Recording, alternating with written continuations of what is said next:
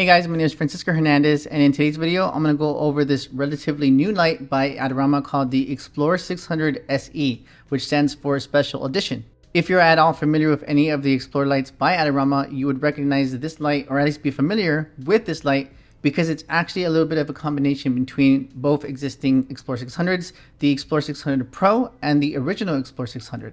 So without further ado, I'll go ahead and explain some of the different features that this light does have that are going to be familiar to the XPLOR 600 Pro's features, or the original XPLOR 600, or brand new features that this light does have on its own. One of the features that you can kind of see right away when you look at this light is that it does have a new cooling system. You can tell from that circle there on the side of the light that it does have a improved cooling system that is going to help with the color accuracy of this light. So out of the box, this light does have a color consistency of plus or minus 200 Kelvin, but it does offer a stable color temperature mode that will increase the color accuracy of the light to plus or minus 75 Kelvin. Another thing that you can see just from looking at this light is that it's very similar in the design of the XPLOR 600 Pro, but one thing that's going to be different from this light compared to the XPLOR 600 Pro is that you can actually use the same battery from the XPLOR 600, the original one, with this light here. So in case you have any existing XPLOR 600s in your studio, you can definitely use them with this light as well. And speaking of the battery, it does offer 500 full powered shots with this light,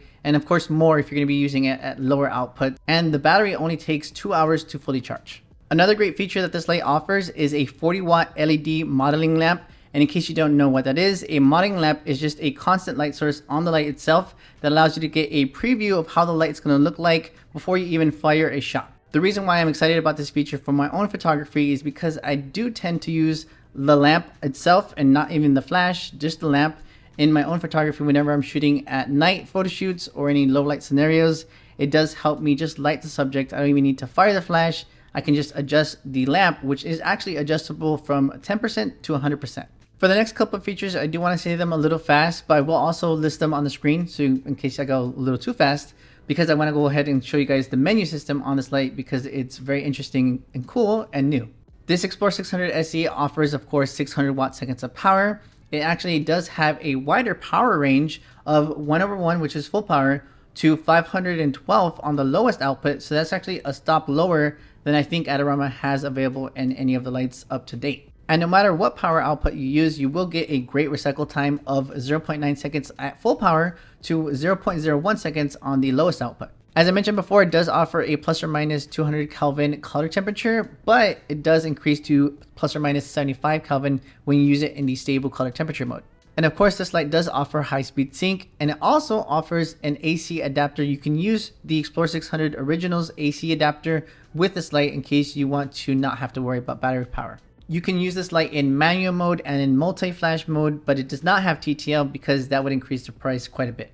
And lastly, this light is part of the R2 system by Adorama, so in case you have any sort of R2 remotes or transmitters, you can definitely use them with this light as well. And with that, I'll go ahead and show you guys the menu on this light. And in case you guys didn't see this already on the screen, this is the bag that the XPLOR 600 SE comes with, and I find it to be very nice and durable. And as you guys have seen this entire video so far, this is how the light looks like on this side of the light. I wanted to show you it really close before I rotate the light, show you guys quickly the back of the light where it says FP, and then show you guys the menu system side, which is this one right here. Sorry if I'm a little too close, but a second ago my head looked like the light was my head, so that's why I moved. But in order to turn on the light, you can see that there's a power icon right there. Next to that is a test fire button, and you just need to hold down that test fire button, and then you'll see this display that says unlock, rotate the dial. So then I'm going to do that. And then you can see that the display did show up. So now the light is on, and on the display are a couple different things. Right here on the bottom of the screen is the flash duration. And that is something that's going to be different when you increase the power of the light or decrease the power of the light. So it's going to be very fast at the lowest output, which is a brand new lowest output of 512th output. And as you increase the light, which I can actually show you, you can see that the flash duration does get a little slower. So another thing that you can actually see as I'm doing this is the flash power is adjustable in 1/10 increments. So in case you want to really fine tune your power output, you can do that. Right here, you can see how much battery power is left in this light. And next to that, you can see that there's a little bit of a speaker symbol, which is going to signify that this light is beeping every time that it recycles. This light is on manual mode, which is why you see that M there. And then right next to that is the channel that the light is on, which is currently at 21. The very last thing I wanted to show you guys on the display before I go into the menu is something that relates to the very important new feature on the XPLOR 600 SE, which is going to be the color-coded group light indicator.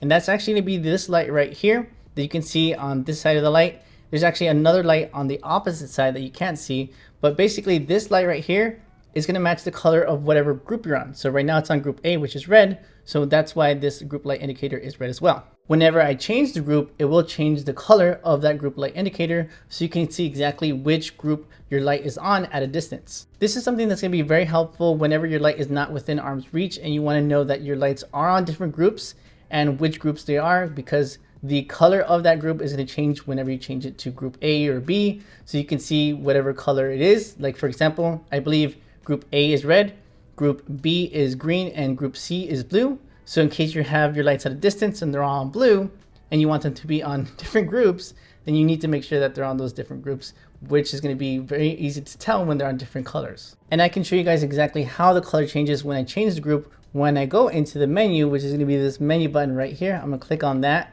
The first option is going to be wireless. I'm going to click on that now. And then you can change the wireless feature to be on or off, which I'm not going to do. I like it to be on. And then I'm going to change it to not channel 21, but instead to channel 11, which is my favorite number. Oh, wrong way. My favorite number is channel 11. And then I'm going to go to group. And right now, when I change the group, you can see that the light is going to change. So B is green, C is blue.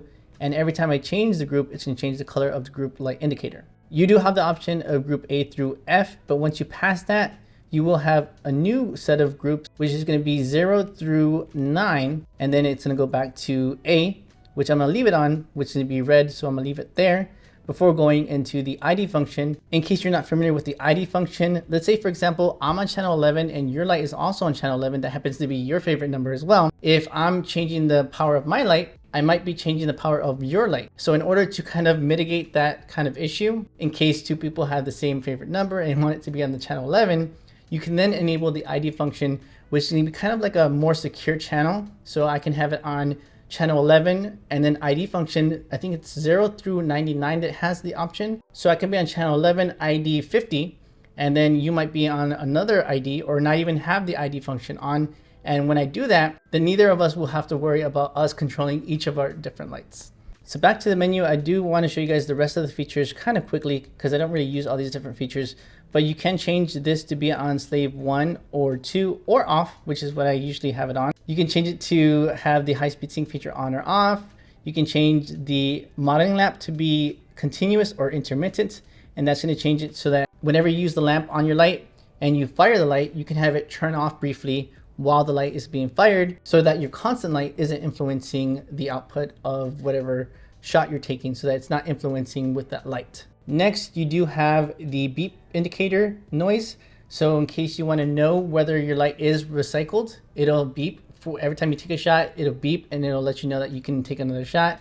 But if you want to be a little bit more quiet and you don't like that beep, you can turn that beep indicator noise off. This next feature right here is something that's really important and kind of allowing people who are not familiar with the XPLOR line to kind of get more familiar with the line in terms of power output. So what I mean by this is, in case you don't like the fraction system of the XPLOR line and the other Flashpoint lights, you can actually change that on this light to be, I believe they call it integer system. So like the number system of 1 through 9 or 2 through 10 or whatever it is, you can change it to be on that. And I'll show you guys that when I exit the menu, you can see that the lowest output is 1. And then I can then change it to the highest output, which I believe is going to be 10. So in case you guys are more familiar with this kind of system and you don't like the fraction system, you can change it to this system here, this numbered system. Next in the menu is going to be the standby feature, which is going to turn off the display at a certain time. And then you have the auto off feature, which is going to turn off your light after a certain amount of time. Then you also have the brightness of the screen. You can actually change the brightness of this screen right here to be a little bit brighter at 100%. Or you can change it to as low as 20%.